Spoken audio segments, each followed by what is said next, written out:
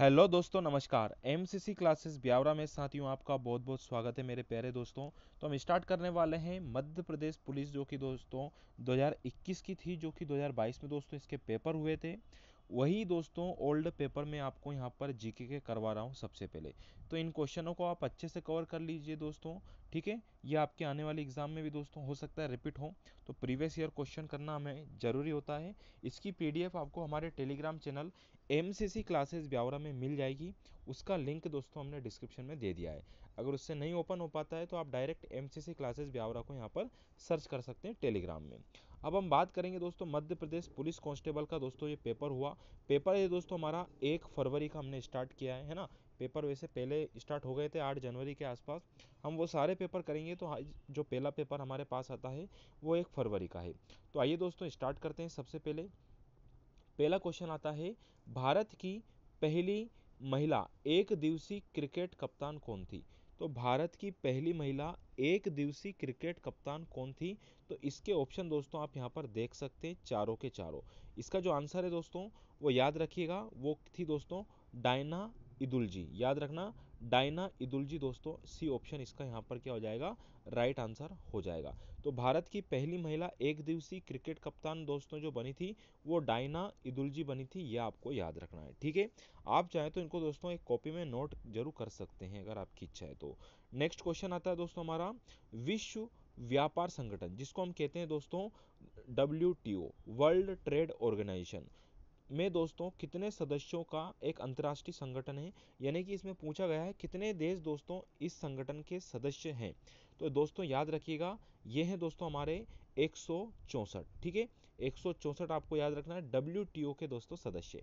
एक काम और आप कर सकते हैं मेरे प्यारे दोस्तों, जिसे WTO के बारे में आया, तो WTO के दोस्तों पूरी डिटेल आप लिख सकते हैं। इसकी स्थापना कब हुई, इसका मुख्यालय कहाँ है, कितने सदस्य हैं, ठीक है, क्या इसका फुल फॉर्म होता है, हिंदी इंग्लिश, ये चीज़ें थोड़ा सा एक्स्ट्रा आप पढ़ते चलें, ठीक है। नेक्स्ट आता है दोस्तों हमारा क्वेश्चन है, भारतीय राष्ट्रीय कांग्रेस की पहली बैठक कहाँ पे आयोजित की गई थी? तो मेरे हिसाब से ये क्वेश्चन तो आपको याद होना चाहिए, ठीक है। नहीं याद है तो ऑप्शन में दिखा देता हूँ दोस्तों। पहला ऑप्शन है इलाहाबाद, ठीक है, दूसरा कानपुर, तीसरा कलकत्ता और चौथा बॉम्बे। ऑप्शन नंबर सी हमारा करेक्ट है दोस्तों, कलकत्ता। तो भारतीय राष्ट्रीय कांग्रेस की पहली जो बैठक हुई थी वो कहाँ हुई थी, कलकत्ता में, ठीक है। नेक्स्ट है हमारा, निम्नलिखित में से सबसे ज्यादा सोना कहाँ पर होता है? सबसे ज्यादा सोना मतलब गोल्ड कहाँ पर होता है, ठीक है। तो दोस्तों याद रखिएगा, पहला ऑप्शन केरल, आंध्र प्रदेश। ऑप्शन तो आपको याद ही है। अभी आपको याद होगा दोस्तों, हाल ही में कर्नाटक राज्य में चुनाव हुए, ठीक है। तो आपको याद रखना है सोना सबसे ज्यादा कहाँ होता है दोस्तों, कर्नाटक में होता है, ठीक है। आलू से सबसे ज्यादा सोना दोस्तों कहाँ बना सकते हैं? तो याद रखिएगा, वो एक ऑप्शन आप ले सकते हैं क्योंकि ये क्यूदंतियां हैं कुछ, ठीक है। आगे बात करेंगे, निम्नलिखित में से दोस्तों किसने भगवत गीता का सबसे पहले अंग्रेजी भाषा में अनुवाद किया? तो भगवत गीता का दोस्तों अंग्रेजी भाषा में अनुवाद जो किया गया था, ठीक है, तो ये आपको याद रखना है। ये किया था दोस्तों आपके विलियम जोन्स ने। किसने किया था? सॉरी, विलियम जोन्स ने नहीं किया था, चार्ल्स विल्किंस ने किया था। किसने किया था दोस्तों? चार्ल्स विल्किंस ने किया था। याद रखना, कैसे याद कर सकते हैं वो हम देखेंगे। विल वाला याद रखिएगा, विल्किंस, ठीक है। नेक्स्ट क्वेश्चन है हमारा इसके बाद में, उत्तर प्रदेश में गंगा नदी कहाँ से प्रवेश करती है? तो दोस्तों हमारा जो राज्य है उत्तर प्रदेश, इसमें जो गंगा नदी कहाँ से इसके अंतर्गत आती है दोस्तों? आप जानते हैं गंगोत्री से उद्गम हुआ है गंगा नदी का। तो हम आगे जाके बात करते हैं, उत्तराखंड के बाद दोस्तों हमारा उत्तर प्रदेश में ये नदी आती है। तो ये किस जिले में प्रवेश करती है? तो ये आपको याद रखना है दोस्तों, ये करती है कहाँ पर? बिजनौर में, ठीक है। बिजनौर में दोस्तों, उत्तर प्रदेश के बिजनौर में गंगा नदी दोस्तों उत्तर प्रदेश में प्रवेश करती है, ठीक है।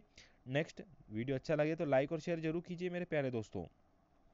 डेली आपको ये एक लेक्चर डेली मिलेगा दोस्तों, ठीक है।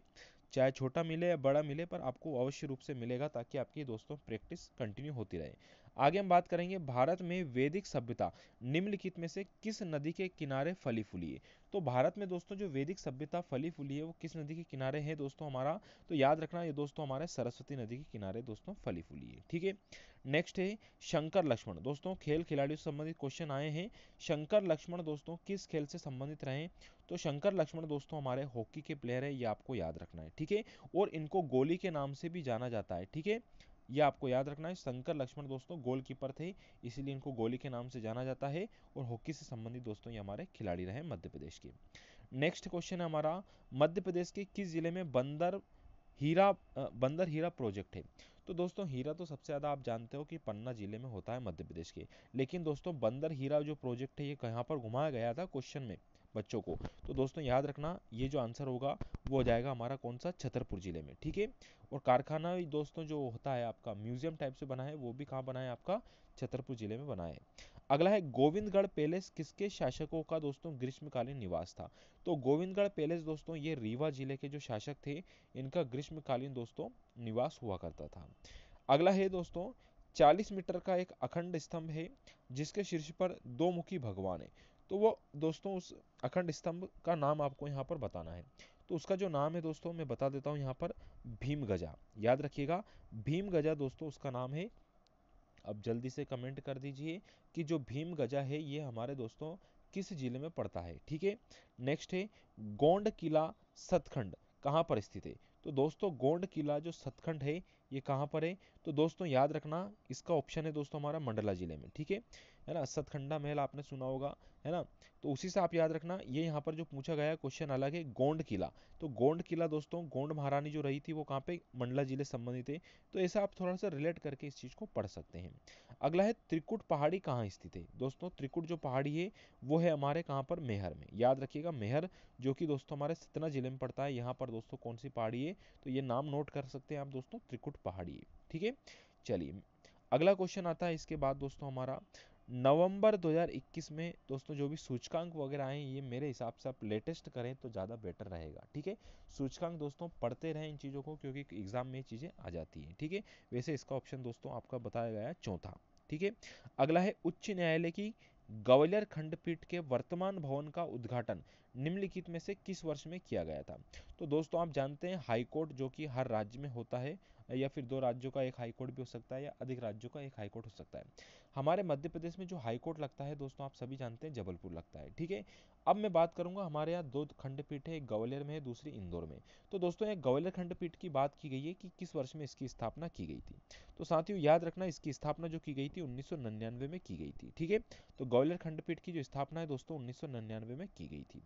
फिर दोस्तों हमारा आता है नागपुर उच्च न्यायालय। याद रखिएगा दोस्तों, जो जबलपुर उच्च न्यायालय है इससे पहले हमारा जो न्यायालय लगता था हाई कोर्ट, वो नागपुर में लगता था, ठीक है। ये आपको याद रखना है, ठीक। अब वर्तमान में जो नागपुर है वो दोस्तों महाराष्ट्र में है। तो नागपुर उच्च न्यायालय की स्थापना के लिए लेटर्स पेटेंट निम्नलिखित में से किस अधिनियम के तहत जारी किया गया था? तो दोस्तों ये अधिनियम के तहत जारी किया गया था, वो आपको याद रखना है। ये किया गया था भारत सरकार अधिनियम 1900 दोस्तों 15 में, भारत सॉरी सॉरी ये दोस्तों किया गया था, हाँ यही है, भारत सरकार अधिनियम 1915 के तहत दोस्तों इसकी स्थापना की गई थी, ठीक है। 15 के तहत ये आपको याद रखना है, ठीक। अगला क्वेश्चन है, युवा शक्ति कोरोना मुक्ति अभियान, युवा शक्ति कोरोना मुक्ति अभियान वास्तविक काल निगरानी के लिए बनाया गया दोस्तों जो मोबाइल ऐप है उसका नाम आपको बताना है। तो उसका जो नाम था दोस्तों वो क्या था, वो था दोस्तों कोविड संदेश। ये आपको याद रखना है, युवा शक्ति कोरोना मुक्ति अभियान दोस्तों जो उसमें जो ऐप चलाया गया था वो था दोस्तों हमारा कोविड संदेश। ये आपको याद रखना है, ठीक। नेक्स्ट क्वेश्चन पे चलते हैं। अगला क्वेश्चन है हमारा, ये सूचकांक जरूर आप याद रखें। नवंबर 2019 में मध्य प्रदेश सरकार ने दोस्तों जो खिलाड़ी होते हैं मध्य प्रदेश के, उनको कितने प्रतिशत नौकरी में आरक्षण देने की घोषणा की है? तो दोस्तों ये की गई थी 5%। साथ में दूसरा जो राज्य बना था वो तेलंगाना राज्य भी बन चुका था, उसने भी 5% दोस्तों आरक्षण देने की घोषणा की थी खिलाड़ियों को नौकरी देने के लिए। अगला है, कथकली दोस्तों किस राज्य से संबंधित है? तो कथकली दोस्तों आप सभी जानते होंगे दोस्तों ये हमारे केरल राज्य से ही संबंधित है, ठीक है। नेक्स्ट है दोस्तों हमारा, कन्हेरी गुफा किस शहर में स्थित है? तो कन्हेरी की गुफा दोस्तों कहाँ है? तो दोस्तों ये मुंबई में स्थित है। याद रखना, लूसेंट का जो विविध होता है उसकी भी ट्रिक दोस्तों मैंने इसी चैनल पे दोस्तों एक प्लेलिस्ट बना रखी है, तो वो ट्रिक जरूर आप देखना ना भूलें, क्योंकि दोस्तों ये क्वेश्चन विविध से ही पूछा गया था। अगला क्वेश्चन आता है हमारा प्यारे दोस्तों, कि टीकाकरण अनुसूची चार्ट किससे प्राप्त किया जा सकता है? तो दोस्तों ये क्लिनिक पर प्राप्त किया जा सकता है, टीकाकरण की जो चार्ट होता है वो क्लिनिक पर हमको मिल सकता है, ठीक है। चलिए अब अगला पोर्शन दोस्तों यहाँ पर साइंस का स्टार्ट हो गया है, तो साइंस वाला पोर्शन दोस्तों मैं आपको अगले लेक्चर में करवा दूंगा, या फिर पहले हम जीके फ्री कर दें, उसका साइंस, उसका रीजनिंग, और लास्ट में हम मैथ्स लेंगे, ठीक है। आप चाहें तो साथ साथ भी अपने स्तर से दोस्तों इसको कंप्लीट कर सकते हैं, ठीक है। वीडियो अच्छा लगे तो लाइक और शेयर जरूर कीजिएगा मेरे प्यारे दोस्तों। धन्यवाद मेरे प्यारे दोस्तों, नेक्स्ट वीडियो आपके पास जल्द आ जाएगा।